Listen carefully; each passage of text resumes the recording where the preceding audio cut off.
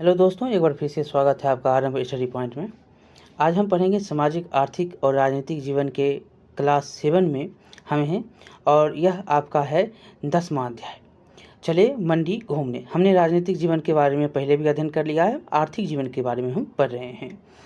तो यह है आपका बीटीवीसी का बुक, ये आप जानते ही हैं, बार बार हमको कहना नहीं पड़ेगा, हमको पता है और आपके लिए बहुत ही महत्वपूर्ण है, ये भी आप जानते हैं। तो चलिए देखते हैं। ये तो बेसिक सब कुछ है और बेसिक जीवन से, दैनिक जीवन से जो है आप इसको रिलेट करके चलिएगा और इसमें ऐसा कुछ समझने वाली बात होगी तो हम आपको बताते चलेंगे।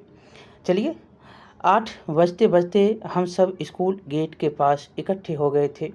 सभी बच्चे बहुत खुश थे। हमारे शिक्षक हम लोगों को घुमाने के लिए पटना सिटी के मारूफगंज अनाज एवं मसाला मंडी ले जा रहे थे। मंडी पहुंचते ही हमने देखा कि यहाँ तो चारों तरफ ट्रक, माल ढोने वाले टेम्पो, सामान ढोने वाले ठेले नज़र आ रहे थे। ऐसा लग रहा था जैसे हम अनाज मंडी नहीं बल्कि ट्रक टेम्पो स्टैंड आ गए हैं। मंडी में हमने देखा कि कई बड़े बड़े गोदाम एवं दुकानें थीं। कुछ खाने के होटल एवं बड़े बोरे थैले की दुकानें भी थीं। मंडी का एक व्यापारी सुलेमान जी हमारे शिक्षक से के परिचित थे। सुलेमान जी हमारे शिक्षक के परिचित थे। ये चित्र देख सकते हैं, सभी लाद रहे हैं ट्रक पर, गाड़ी पे। वे हम सभी को मंडी की एक खास गली में ले गए। वहाँ हम लोगों ने देखा कि एक ट्रक से चावल की बोरियां उतारी जा रही है। सुलेमान जी ने बताया कि इस गली में केवल चावल के एवं गेहूं के थोक की दुकानें हैं।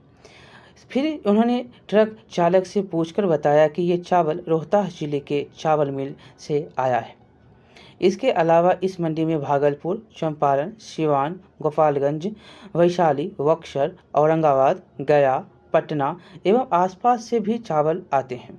चावल बिहार का प्रमुख खाद्यान्न है। छोटे किसान अपने गांव या अलग बगल के गांव में स्थित छोटी धान कूटने वाली मिलों में चावल बनवाकर अपने पास रख लेते हैं। उसमें से अपने उपभोग के लिए चावल रखकर शेष चावल को चावल खरीदने वाले छोटे व्यापारी को बेच देते हैं। ऐसी स्थिति में किसानों को अपेक्षाकृत चावल का कम मूल्य मिलता है, लेकिन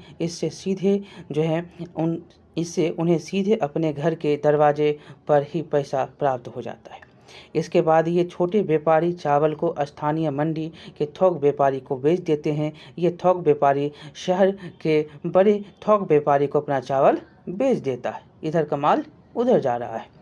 कुछ किसान अपने धान को सीधे बड़े चावल मिल को बेच देते हैं। शहरों के थोक विक्रेता मिल से चावल खरीदते हैं एवं शहर के खुदरा व्यापारी को बेचते हैं। ये देख सकते हैं कैसा क्रम है। एक किसान है, किसान कहाँ, चावल मिल, बड़े शहर की थोक विक्रेता, उसके बाद खुदरा विक्रेता। यहाँ से देखेंगे तो छोटे मिल में चावल, स्थानीय छोटे व्यापारी, फिर जो है ये स्थानीय मंडी के थोक व्यापारी और फिर ये बड़े कहाँ, तो बड़े शहर के थोक विक्रेता, फिर यह खुदरा विक्रेता। ऐसे बाजार के हम समझते हैं कि किसान से कहाँ तक ये माल जाता है।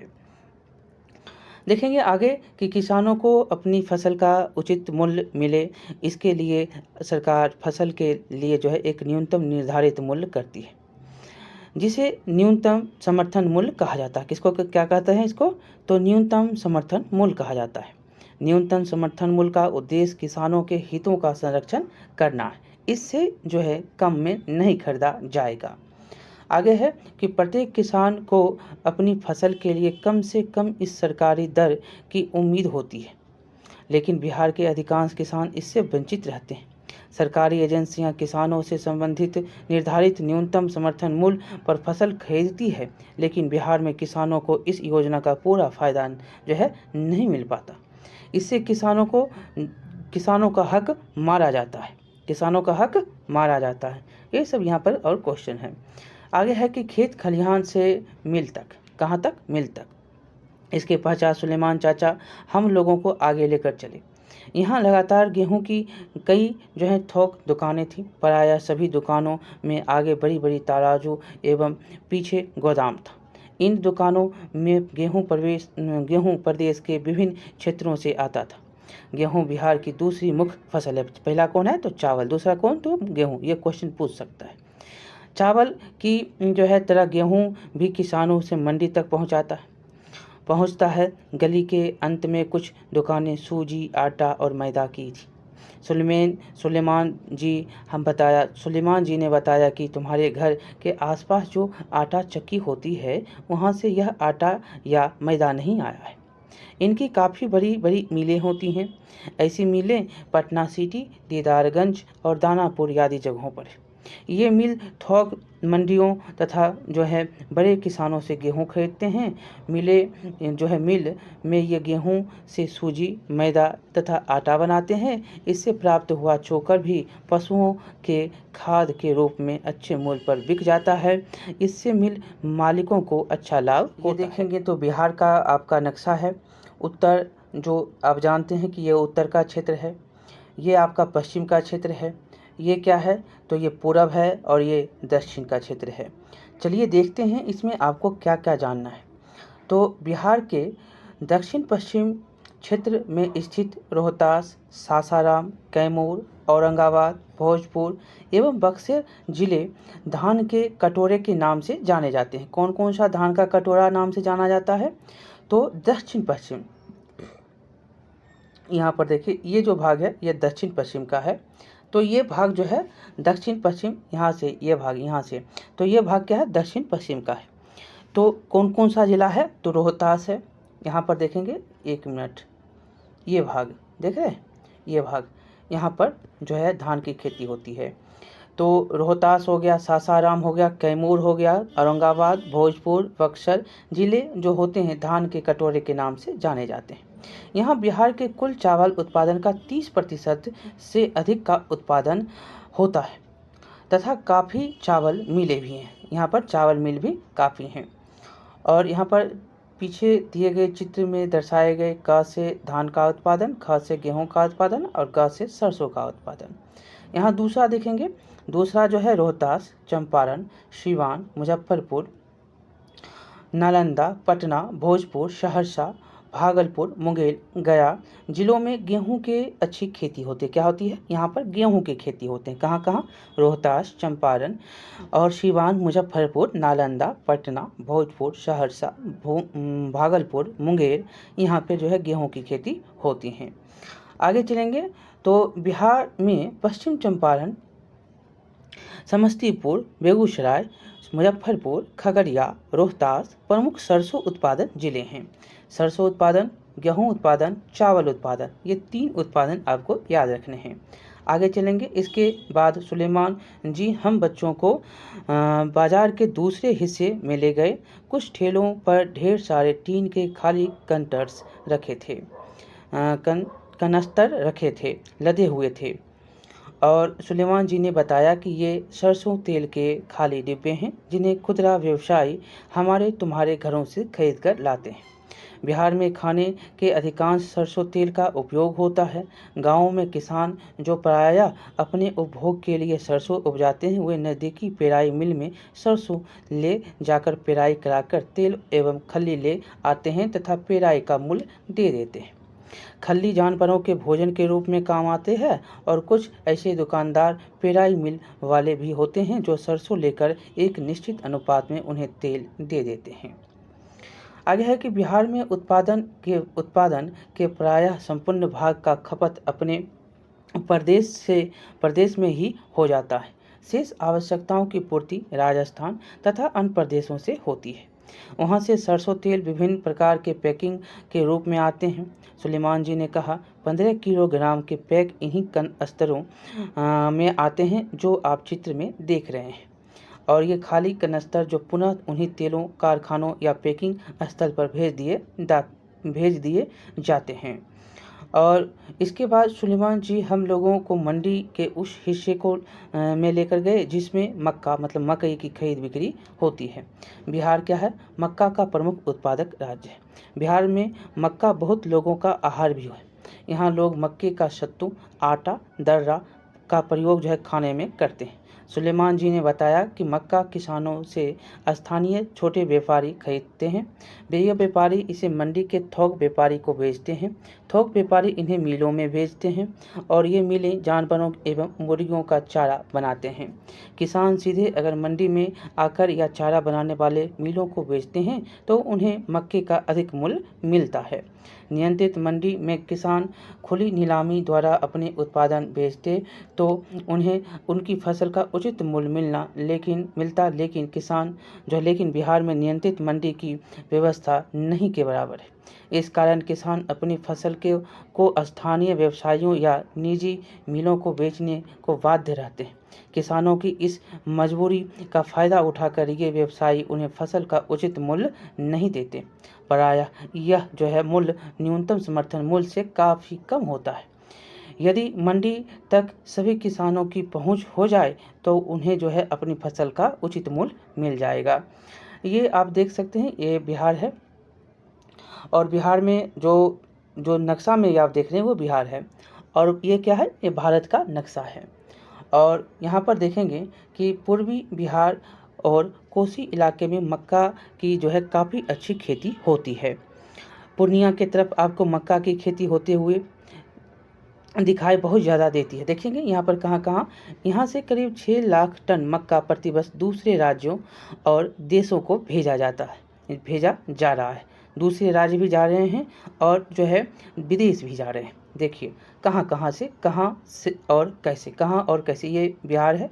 बिहार से देख रहे हैं समुद्र के रास्ते कहाँ जा रहा है, विदेश भी जा रहे हैं। कोसी इलाके जैसे नवगछिया, मानसी, सिमरी, बख्तियारपुर, सेमापुर और गुलाबबाग जो कि पूर्णिया में है तथा आदि जगहों से मक्का रेलवे द्वारा पंजाब, हरियाणा, उत्तराखंड तथा आंध्र प्रदेश को भेजा जाता है। दिल्ली, पश्चिम बंगाल, उत्तर प्रदेश, झारखंड में ट्रकों से मकई भेजा जाता है। कोलकाता होते हुए यह मक्का बांग्लादेश को जाता है तथा विशाखापट्टनम और मुंबई के बंदरगाहों से यह मक्का कहाँ जाता है तो पानी के जहाज से अर्जेंटीना और मलेशिया जाता है। याद रखिएगा, अर्जेंटीना भी, मलेशिया भी, बांग्लादेश भी, बंगाल, उत्तर प्रदेश, झारखंड, कोलकाता, ये सारे जगहों जाते हैं। और ट्रेन से हरियाणा, उत्तराखंड, आंध्र प्रदेश भी मक्का बिहार से जाता है। तो उचित मूल्य यहाँ पर उसको मिलेगा और किसानों की जो भी फसल होंगे और जो करने का उनका मन होगा, किसानों को उनकी फसल का उचित मूल्य देने को बाध्य हो जाएंगे। अगर ये स्थानीय व्यवसायी भी किसानों को उनकी इससे अगर न्यूनतम मूल्य हो जाए तो किसान को वह जो भी व्यवसायी है न्यूनतम मूल्य देने के लिए बाध्य हो जाएगा। यहाँ पर हमने देखा कि किसान से उपभोक्ता रेखा चित्र में बनाए गए हैं गेहूँ, मक्का, दलहन, सरसों। इनमें इन फसलों में से 2 फसलों के बाजार की कड़ियाँ। किसान से उपभोक्ता कौन है तो मक्का और क्या है, मक्का और गेहूँ या सरसों ये होते हैं। आगे चलेंगे, आपके आसपास कई मिले हैं, वहाँ कैसे फसल कैसे पहुँचती है तो व्यवसायों के द्वारा व्यवसायी पहुँचाता है। आगे चलेंगे, यहाँ पर मुर्गी के बिहार के मक्के उद्योग हैं, क्या क्या संभावनाएं हैं। इससे starch, baby corn, popcorn, cornflakes, मक्के का आटा, मुर्गी का चारा, बहुत कुछ बनाया जाता है और इनके बहुत सारे फायदे भी हैं। और आपका नुकसान कैसे पहुँचता है तो आपको उचित मूल्य नहीं मिलता है किसान को, इसलिए नुकसान किसान को पहुँचता है। आगे चलेंगे, बागान से मंडी। अब दिन के 2 बज चुके थे, हमें भूख लग गई थी, हम काफ़ी थक भी गए थे। शिक्षक ने कहा हम लोगों को चलना चाहिए। अगले सप्ताह फलों की मंडी पटना बाजार समिति चलेंगे। अगले सप्ताह हम सुबह सुबह फल मंडी पहुँचे। यहाँ चारों ओर फलों की ही दुकानें थी। कहीं आम नज़र आ रहे थे तो कहीं केले ही केले, बड़ी बड़ी आढ़त थी। कहीं सेब ही सेब थे तो कहीं नारंगी की ढेर, कहीं अंगूर की बहुत सारी पेटियां रखी हुई थी। कहीं आम की सुगंध तो कहीं शरी नारंगी की बदबू आ रही थी। हमारे शिक्षक के अनुरोध पर महताब शाह फल मंडी के बारे में जानकारी देने के लिए तैयार हो गए। सबसे पहले महताब साहब हमें फल मंडी के उस भाग की ओर ले गए जहां आम और लीची बड़े बड़े टोकरे और पेटियां रखी हुई थी। यहाँ कई तरह के आम नज़र आ रहे थे। कुछ आम कच्चे तथा कुछ आम पके थे। कुछ आम कच्चे, कुछ आम पके। कई प्रकार की लीचियाँ थी, कुछ बड़े आकार के, कुछ छोटे और सूखे। यह बागान से फल मंडी तक पहुँचने में देर होने के कारण सूख गए। आगे है कि ये देख सकते हैं फल मंडी में फलों के जो टोकरियाँ रखी गई हैं। फलों के बागान से फल मंडी तक पहुंचने एवं फल मंडी से उपभोक्ता तक पहुंचने में कई चरण होते हैं और इनमें कई लोग शामिल होते हैं। महताब साहब ने सबसे पहले हमें आम लोगों के बारे में बताया। बिहार के विभिन्न हिस्सों में जो है कई तरह के आम पैदा होते हैं। पटना शहर के दीघा का दूधिया मालदा, भागलपुर का जर्दालू आम अपने स्वाद और सुगंध के लिए काफ़ी प्रसिद्ध है। इन्हें बिहार के बाहर भी भेजा जाता है। इस मंडी में आम बिहार के कई हिस्सों से आता है। फल मंडी से छोटे दुकानदार, ठेलेदार, टोकरियों में फल बेचने वाली महिलाएं फल खरीदती हैं। इस प्रकार पटना के बाज़ारों और मोहल्लों में फल पहुंचता है। ये देख सकते हैं मंडियों में फल रखा गया है। देखिए, महताब साहब ने बताया कि बागान से मंडी तक आम कई कड़ियों से होकर आता है। पहला कड़ी है कि व्यापारी किसानों से उनके आम के बागान को मंजर आने के बाद खरीद लेता है और वे पेड़ की धुलाई एवं कीटनाशक पेड़ की धुलाई एवं कीटनाशक का छिड़काव अपने स्तर से करते हैं। वे किसान से यह करार करते हैं कि आम उत्पादन तक कुछ हिस्सा वह किसान को देंगे। फल आने के बाद वह आम तोड़कर उसे ट्रकों से मंडी में पहुंचाते हैं। दूसरा है कि व्यापारी किसानों से अपने आम के बगीचे 3 या 5 साल की अवधि के लिए खरीद लेते हैं एवं किसान को पैसे के अलावा प्रत्येक वर्ष फल आने पर उत्पादन का कुछ हिस्सा देते हैं। तीसरा है कुछ बड़े किसान खुद अपने आम को बागान से तोड़कर मंडी तक पहुंचाते हैं। इसमें उन्हें ज़्यादा कमाई होती है। ये लीची देख सकते हैं, दुकान में जो है आपको फुटपाथ पर मिलती लीची की जो ये ठेला पर किलो के भाव से भी मिलता है। इसके बाद महताब साहब ने आम मंडी से सटी लीची मंडी में ले जाकर हम लोगों को लीची के बारे में बताया। लीची भी इन्हीं बाजार में कड़ियों से होकर जगह जगह और देश के कोने कोने तक पहुंचती है। भारत का कुल लीची उत्पादन का 80% बिहार में होता है। कितना? भारत में जितना लीची होता है 80% जो है वो बिहार में ही हो जाता है। यहाँ की शाही लीची काफ़ी प्रसिद्ध है। मुजफ्फरपुर क्षेत्र में सबसे ज़्यादा लीची का उत्पादन होता है। इसीलिए मुजफ्फरपुर से ट्रेन एवं ट्रक से लीची कानपुर, दिल्ली, मुंबई, देश के कई जो है बड़े शहरों एवं व्यापारियों के माध्यम से भेजी जाती है। मुजफ्फरपुर में कई लीची प्रसंस्करण उद्योग हैं। इसमें लीची से जूस, जैम, जेली, मधु आदि बनाए जाते हैं। फलों एवं सब्जियों को ज़्यादा समय तक बचाए रखना संभव होता है, इसीलिए वे जल्दी खराब हो जाते हैं। इसीलिए क्या करते हैं तो इसके लिए इनको अधिक समय तक बचाए रखने के लिए शीतगृहों का निर्माण कराना चाहिए। शीतगृहों में अधिक समय तक इनका सुरक्षित भंडारण किया जा सकता है। विगत वर्षों में सरकार ने इस दिशा में कई सकारात्मक कदम उठाए हैं। बागवानी फसलें जैसे कि फलों का विकास तभी संभव है जब इनकी प्रसंस्करण इकाइयाँ लगाई जाए, इनके कई उत्पादन इन इकाइयों द्वारा तैयार की जाए। फल प्रसंस्करण इकाइयाँ लगाने की जो है बिहार में काफ़ी संभावना है। इस दिशा में सरकार के द्वारा काफ़ी प्रयास हुए। इसके बाद महताब साहब हमें जो है फल मंडी के उस भाग की ओर ले गए जहाँ केले के बड़े बड़े आढ़त थे। यहाँ केले के छोटे बड़े घौर बोलते हैं नज़र आ रहे थे। फल मंडी में केला मुख्यतः वैशाली एवं आसपास के क्षेत्रों तथा नवगछिया एवं भागलपुर क्षेत्र से आता है। पूरे राज्य का लगभग 50% केला इन्हीं क्षेत्रों में पैदा होते हैं। केला उत्पादक किसान प्रायः केला स्थानीय व्यापारियों को खेतों में ही बेच देते हैं। स्थानीय व्यापारियों से केले के थोक व्यापारी खरीदकर इन्हें ट्रकों से फल मंडी भेज देते हैं। अब धूप तेज होने लगी थी। कुछ जो है बच्चे वहाँ ठेले पर बिक रहे गन्ने के रस को पीने की इच्छा व्यक्त करने लगे। देखिए, रस पीते हुए महताब साहब ने कहा कि इस मंडी में ईख भी आते हैं, लेकिन गन्ना सिर्फ इन्हीं रस बेचने वालों द्वारा खरीदा जाता है। गन्ने द्वारा मुख्यतः चीनी और गुड़ बनाया जाता है और कई गन्ना जो है उत्पादक किसान जिनके क्षेत्र में चीनी मिल चल रही है वहाँ सीधे मिल को गन्ना बेच देते हैं, जिसमें जो है इससे उन्हें काफ़ी अच्छा मुनाफा होता है। लेकिन कई छोटे किसान, ऐसे किसान जिनके पास चीनी मिल नहीं है, गन्ना की पेराई कर गुड़ बना लेते हैं और गुड़ को भी अच्छी कीमत किसानों को मिल जाती है। हालांकि गुड़ बनाने में जो है अधिक श्रम और समय लगता है। गन्ना बिहार की प्रमुख व्यावसायिक फसल है। दुर्भाग्य है कि आज बिहार की लगभग सभी जो है गन्ना की मिलें बंद हैं।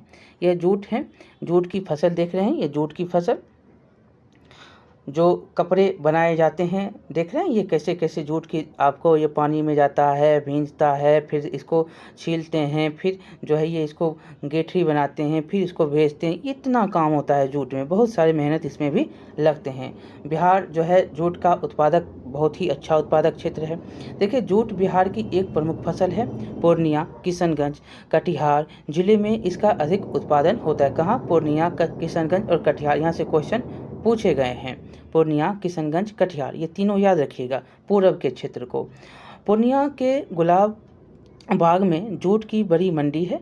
जूट का उपयोग जो है मुख्यतः पैकेजिंग, फिनिशिंग तथा वस्त्र उत्पादन आदि में होता है। उत्पादन संरक्षण कारकों से जूट और उससे निर्मित वस्तुओं की मांग एवं बाजार नियंत्रण बढ़ रहा है। बिहार में जूट आधारित उद्योग लगाने की काफ़ी संभावनाएं हैं। इससे किसानों को काफ़ी फायदा होगा। यहाँ पर हमने देखा, अब देखेंगे यहाँ पर कुछ मानचित्र में वही सब क्वेश्चन पूछा गया है कि यहाँ पर देखेंगे तो स्वतंत्रता के पूर्व जो है बिहार के देश में चीनी का कटोरा कहा जाता था। मतलब स्वतंत्रता के पूर्व बिहार को देश का चीनी का कटोरा कहा जाता था। 1942-43 में राज्य के कुल 32 मिलें थीं, जबकि देश भर में 140 मिलें थीं। वहीं 2000 तक राज्य में चीनी की मिलें की संख्या घटकर सिर्फ 10 रह गई थी, और जबकि भारत वर्ष में चीनी की मिलें की संख्या बढ़कर 492 हो गई। यहाँ पर घट गया, वहाँ पर बढ़ गया। अब देखिए बिहार में चंपारण, सारण, गोपालगंज, दरभंगा, पूर्णिया, पटना, सहरसा प्रमुख उत्पादक जो है क्षेत्र जिले हैं गन्ना का। ये गन्ना का क्या है? प्रमुख उत्पादक क्षेत्र हैं। और शीतगृहों में क्या फायदा होता है? तो बहुत दिन तक जो है सब्जी बचा रह सकता है। यही सारे क्वेश्चन थे, हमने यहाँ पर देख लिए। देखिए बाजार की कड़ियों को समझते हुए हमने देखा कि किसान की फसल मंडी या मिल तक कैसे पहुंचती है। कुछ किसानों का फसल का उचित भाव मिल पाता है, परंतु बहुत से छोटे किसान इससे वंचित रहते हैं। इस स्थिति में परिवर्तन के कई सुझाव भी सामने आए हैं। हमने यह भी समझा कि थोक बाजार या मंडी के कारण फसल एक जगह पहुंचती है और फिर दूर दूर के उपभोक्ताओं तक अन्य व्यापारियों द्वारा पहुंचाया जाता है। इन कड़ियों को समझते हुए कई जो है संभावनाओं के फायदे नुकसान पर विचार किया जा सकता है। उदाहरण के लिए शीतगृहों का होना, उद्योग लगना, फसलों में बदलाव लाना आदि। असमानता को कम करने के लिए यह जरूरी है कि मंडी व्यवस्था बेहतर बने और इसका लाभ छोटे और मध्यम किसान तक पहुँचे। इस प्रकार से आपका ये चैप्टर होता है समाप्त, और हम मिलेंगे अब अगले चैप्टर में, जो कि आपका होगा यह 6ठा क्लास का अंतिम चैप्टर 11। और इसके बाद हम जो है शुरू करेंगे 8 क्लास को। बहुत ही इम्पोर्टेंट होंगे वो। तो चलिए मिलते हैं अगले चैप्टर में, जो कि आपका अंतिम चैप्टर होगा। बहुत बहुत धन्यवाद। कैसा लगा बताइएगा, लाइक करिएगा, शेयर करिएगा, सब्सक्राइब करना नहीं भूलिएगा। मिलते हैं अगले वीडियो में। बहुत बहुत धन्यवाद।